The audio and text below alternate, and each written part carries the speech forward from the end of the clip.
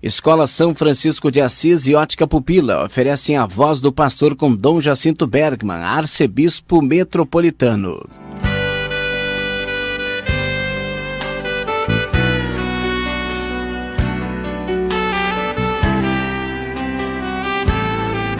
Queridos irmãos e queridas irmãs da Arquidiocese de Pelotas, estamos iniciando o nosso encontro semanal com o programa A Voz do Pastor, através da Rádio Universidade. Obrigado, Senhor, por este encontro. Como pastor, tenho a graça de poder falar a todas as ovelhas da nossa igreja local de Pelotas, a nossa Arquidiocese de Pelotas. É importante que sempre tenhamos presente: a Arquidiocese de Pelotas somos cada um de nós, cada uma de nós. Nós, batizados e batizadas, somos a Arquidiocese de Pelotas.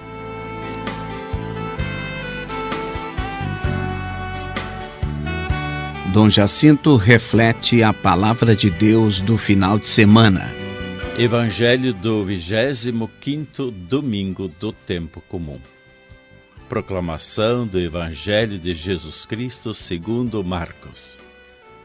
Naquele tempo, Jesus e seus discípulos atravessavam a Galileia. Ele não queria que ninguém soubesse disso, pois estava ensinando a seus discípulos. E dizia-lhes: o Filho do Homem vai ser entregue nas mãos dos homens, e eles o matarão. Mas, 3 dias após sua morte, ele ressuscitará. Os discípulos, porém, não compreendiam estas palavras e tinham medo de perguntar. Eles chegaram a Cafarnaum. Estando em casa, Jesus perguntou-lhes: o que discutíeis pelo caminho? Eles, porém, ficaram calados, pois pelo caminho tinham discutido quem era o maior.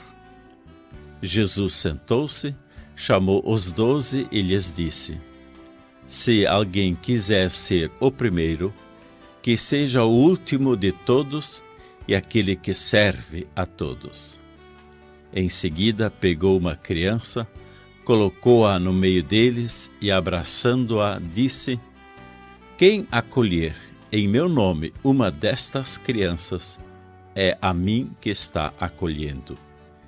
E quem me acolher será acolhido não por mim, mas também por aquele que me enviou. Palavra da salvação.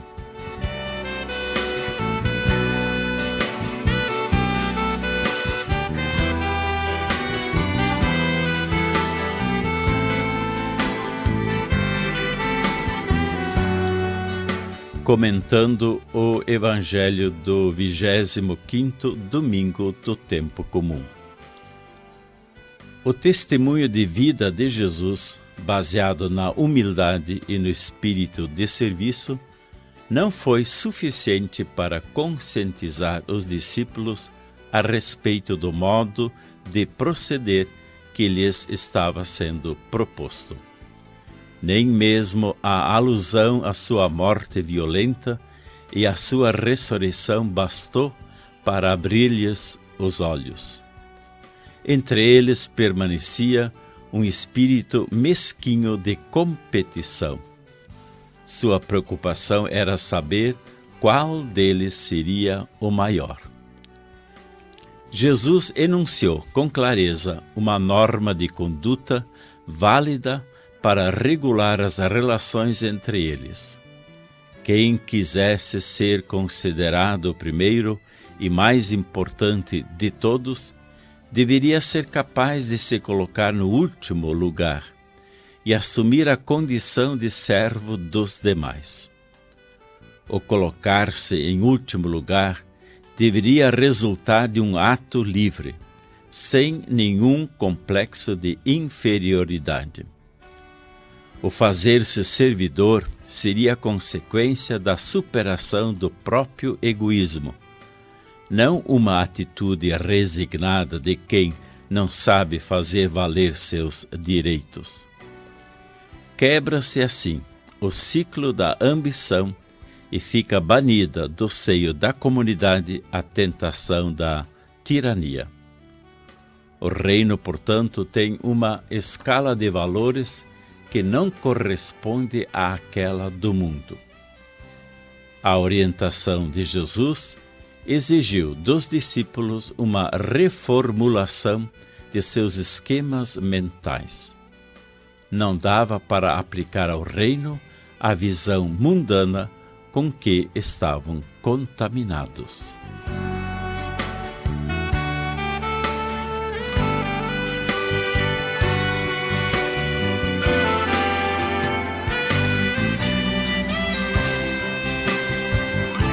Dom Jacinto traz presente sua mensagem de pastor. Vamos para a minha reflexão de pastor. Nós estamos vivendo o mês da Bíblia e o último domingo do mês de setembro é o dia de São Jerônimo. Gostaria de trazer presente nesse momento da minha reflexão aquilo que o Papa Bento XVI, o nosso Papa emérito, fala de São Jerônimo apresentando-o para todos. Vamos então para a apresentação de São Jerônimo feita pelo Papa Bento XVI. São Jerônimo, um padre da Igreja que colocou a Bíblia no centro de sua vida. Traduziu-a para a língua latina, comentou-a em sua obra e, sobretudo, se empenhou em vivê-la concretamente em sua longa existência terrena. Não obstante o notável caráter difícil e caloroso que recebeu da natureza. Jerônimo nasceu em Stridone, em 347, de uma família cristã, que lhe assegurou uma formação apurada, enviando-o a Roma para aperfeiçoar seus estudos. Quando jovem, sentiu a atração pela vida mundana, mas prevaleceu nele o desejo e o interesse pela religião cristã. Recebeu o batismo em 366. Orientou-se à vida ascética e foi viver em Aquileia, inserindo-se num grupo de fervorosos cristãos, por ele definido quase como um coro de beatos, reunido em torno do bispo Valeriano. Partiu depois para o Oriente e viveu como eremita no deserto de Calcide, ao sul de Alepo, dedicando-se seriamente aos estudos. Aperfeiçoou seu conhecimento do grego e iniciou o estudo do hebraico, transcreveu assim códigos e obras patrísticas. A meditação, a solidão, o contato com a palavra de Deus fizeram-no amadurecer sua sensibilidade cristã. Sentiu fortemente o peso das transgressões juvenis. Experimentou vivamente o contraste entre a mentalidade pagã e a vida cristã. Um contraste que ficou famoso pela dramática e vivaz visão, da qual ele nos deixou o relato. Nela, pareceu-lhe ser flagelado na presença de Deus, porque era ciceroniano e não cristão. Em 382, transferiu-se a Roma e lá o Papa Dámaso, conhecendo sua fama de asceta e sua competência de estudioso, nomeou-o secretário e conselheiro. Encorajou-o a empreender uma nova tradução latina dos textos bíblicos por motivos pastorais e culturais. Algumas pessoas da aristocracia romana, sobretudo nobres, mulheres como Paola, Marcela, Azela, Leia e outras, desejando empenharem-se no caminho da perfeição cristã e de aprofundar seu conhecimento da Palavra de Deus, escolheram-no como seu guia espiritual e mestre na aproximação metódica dos textos sacros. Esses nobres e estas nobres mulheres aprenderam também o grego e o hebraico. Depois da morte do Papa Dámaso, Jerônimo deixou Roma em 385 e lançou-se em peregrinação, primeiramente à Terra Santa, silenciosa testemunha da vida terrena de Cristo, depois para o Egito, terra de escolha de muitos monges. Em 386 firmou-se em Belém, onde, pela generosidade da senhora Paola, foram construídos um mosteiro masculino, um feminino e uma hospedaria para os peregrinos que viajavam à Terra Santa, pensando que Maria e José não tinham encontrado acolhida. Ele ficou em Belém até a morte e continuou desenvolvendo uma imensa atividade. Comentou a palavra de Deus, defendeu a fé, opondo-se vigorosamente a várias heresias, exortou os monges à perfeição, lecionou cultura clássica e cristã a jovens, acolheu com ânimo pastoral os peregrinos que visitavam a Terra Santa. Faleceu em sua cela, junto à Gruta da Natividade, em 30 de setembro de 419. Levando em conta o original hebraico e grego dos 70, a clássica versão grega do Antigo Testamento, que remonta a tempos antes do cristianismo, e das precedentes versões latinas, Jerônimo, ajudado por outros colaboradores, pôde oferecer uma tradição melhor. Essa constituiu a assim chamada Vulgata, o texto oficial da Igreja Latina, que foi reconhecido como tal pelo Concílio de Trento e que, depois da recente revisão, permanece sendo o texto oficial da Igreja de língua latina.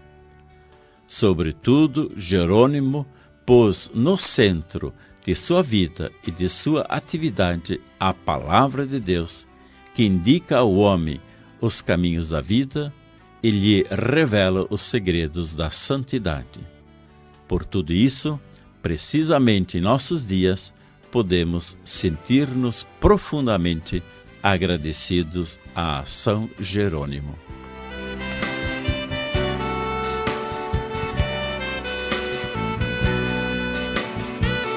Dom Jacinto comenta algo do que aconteceu na igreja no Brasil e no mundo. Gostaria de trazer presente duas notícias da nossa igreja espalhada pelo mundo. Primeira notícia: Papa convoca jovens para grande encontro durante o Sínodo. O Sínodo dos Bispos começa em 3 de outubro, no Vaticano, mas o Papa Francisco está convocando um grande encontro com jovens para o dia 6 de outubro na Sala Paulo VI, a partir das 17 horas.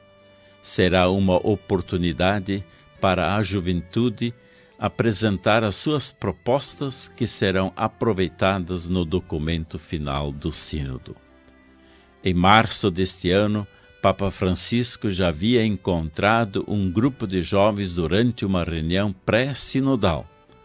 Participaram em cerca de 300 e provenientes de 5 continentes, de várias religiões e também ateus. Naquela oportunidade, em seu discurso, o Papa Francisco comentou a quem pense que seria mais fácil manter os jovens a uma distância segura para que não sejam provocados por eles. Mas os jovens devem ser levados a sério, disse Papa Francisco, afirmando que o Evangelho nos pede uma mensagem de proximidade para caminhar juntos e partilhar sem medo.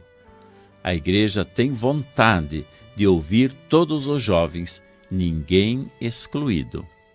O Papa Francisco deseja então encontrar os jovens novamente em outubro, junto aos bispos, para ouvir os jovens e para acolher as experiências concretas em relação à vida deles, com os estudos e o trabalho, seus sentimentos, o futuro e a escolha vocacional. Francisco se fará presente durante toda a reunião. O encontro dos jovens com o Papa, que já faz parte da programação do Sínodo dos Bispos, está sendo organizado pela Congregação para a Educação Católica. Durante a manifestação, principalmente conduzida pelo testemunho dos jovens, também estão previstas apresentações artísticas e musicais direcionadas a temas como a busca pela própria identidade, as relações e a vida como serviço e doação.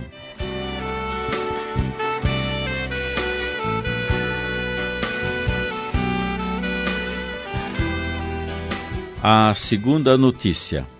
Bono Vox visita o Papa e apoia escolas ocorrentes. O Papa Francisco recebeu na tarde da quarta-feira passada, dia 19 de setembro, na Casa Santa Marta, o vocalista da banda irlandesa de rock U2, Bono Vox, Paul David Hanson. Ele manifestou seu apoio à missão educacional da Fundação Pontifícia Escolas Ocorrentes, que utiliza a educação para promover mudanças sociais, formação e desenvolvimento das crianças e jovens em todo o mundo, fundada em Buenos Aires pelo então arcebispo Jorge Mário Bergoglio. A Fundação Pontifícia Escolas Ocorrentes, com seus projetos inovadores, desenvolve a grande missão de gerar uma revolução educacional que ajude os jovens a descobrir que a vida tem sentido. Segundo Bono Vox, o encontro com o Papa Francisco foi natural e fluido, tocando temas de grande interesse atual, como a educação dos jovens, especialmente das meninas, que em vários países do mundo sofrem marginalização e exclusão por serem do sexo feminino. O Papa é um homem extraordinário para estes tempos extraordinários, disse Bono Vox antes de sair da Casa Santa Marta.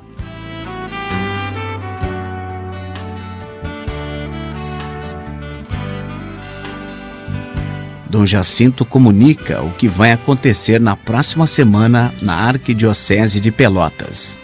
Gostaria agora de comentar algumas atividades da nossa Arquidiocese de Pelotas, ou que já foram realizadas ou aquelas que ainda vão ser realizadas. Primeiramente, eu gostaria de, mais uma vez, chamar a atenção que temos livretos para os encontros do Rosário Missionário, em preparação à 33ª Romaria de Nossa Senhora de Guadalupe. Esses livretos, que contêm os encontros do Rosário Missionário, estão nas paróquias. Certamente muitos grupos bíblicos já estão desenvolvendo esses encontros do Rosário Missionário. Mas se porventura algum grupo ainda não tem esse livreto dos encontros do Rosário Missionário, basta se dirigir às paróquias, porque esses livretos já se encontram em todas as paróquias para todos os grupos bíblicos. Também gostaria de chamar a atenção que foi realizado o Congresso da Pastoral da Saúde da Província Eclesiástica de Pelotas e foi realizado aqui na nossa arquidiocese no sábado passado, dia 15 de setembro. E aconteceu esse Congresso da Pastoral da Saúde da Província Eclesiástica de Pelotas na paróquia São José Fragata. E nesse congresso foram discutidos vários temas, entre eles os cuidados paliativos. Também tivemos a presença nesse congresso do bispo de Rio Grande, Dom Ricardo Rippers, que também é o bispo referencial para a Pastoral da Saúde no Regional Sul 3. Também nós realizamos no domingo passado o encontro arquidiocesano para os assessores dos grupos bíblicos e para os missionários do dízimo. Esse encontro arquidiocesano aconteceu junto ao Santuário Nossa Senhora de Guadalupe, na Cascata. Foi um grande momento em que todos os presentes, os animadores dos grupos bíblicos e os missionários do dízimo, refletiram sobre a missão de cada um e a urgência de realmente darmos muito mais vida aos grupos bíblicos e aos missionários do dízimo. Sem grupos bíblicos, como é que nós nos formamos a partir da palavra de Deus?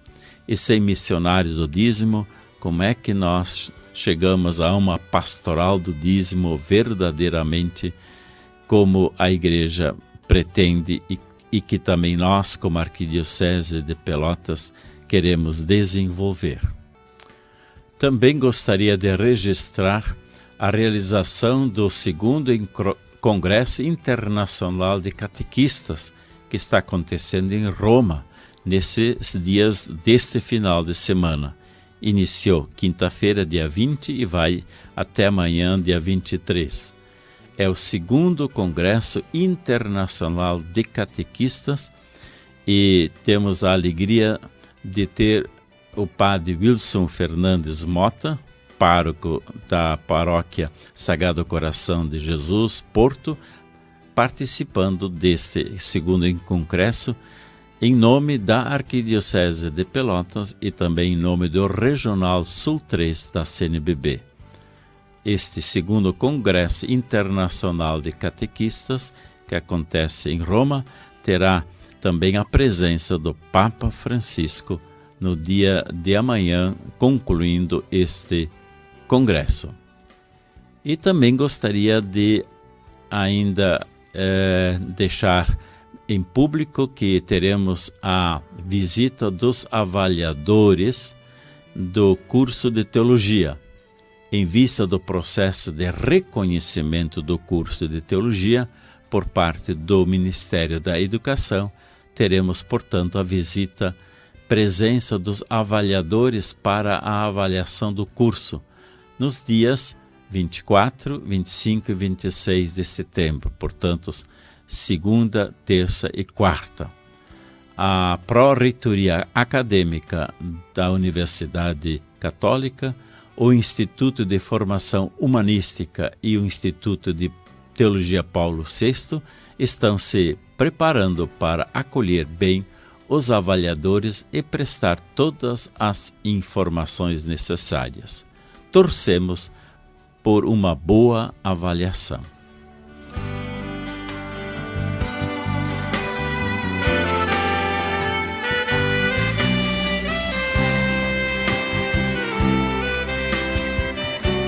E assim chegamos ao final do nosso programa, A Voz do Pastor, através da Rádio Universidade. Antes de colocarmos um ponto final e recebermos a bênção do nosso Deus, Pai, Filho e Espírito Santo, gostaria de lembrar que nós não deixemos de lado, portanto, não esqueçamos do compromisso concreto da 32ª Romaria de Nossa Senhora de Guadalupe. Assumimos, no final da Romaria do ano passado, este compromisso concreto de celebrar o meu dia do batismo em comunidade. É importante que sempre mais tenhamos consciência de que no dia do batismo nós nascemos para Deus e é um nascimento, portanto, eterno e por isso vale a pena celebrá-lo. E não só celebrá-lo sozinho, mas também celebrá-lo em comunidade. Porque o batismo, além de me fazer filho de Deus e filha de Deus, mas também me fez irmão e irmã de todos e de todas. Gostaria também de pedir que todos nós procuremos ser sócios do Clube do Ouvinte da RU. É porque através desse modo de nós colaborarmos, nós também colocamos os programas de evangelização ao ar. Então, sejamos sim sócios do Clube do Ouvinte da RU. Basta se dirigir à rádio ou então à paróquia para sabermos como fazer. Um pedido ainda antes de encerrar: rezem por mim, arcebispo, para que eu procure ser mais e mais santo. Com isso, agradeço a Deus por ter podido estar com todos e todas neste programa A Voz do Pastor pela Rádio Universidade. E a todos e a todas invoco a minha bênção de pastor em nome do Pai, do Filho e do Espírito Santo. Amém. Dom Jacinto Bergman apresentou A Voz do Pastor, um oferecimento Escola São Francisco de Assis, uma escola da Rede Franciscana de Educação, Rua Almirante Barroso, 1692. E Ótica Pupila, no calçadão da Andrade Neves, esquina Neto, e no Shopping Pelotas.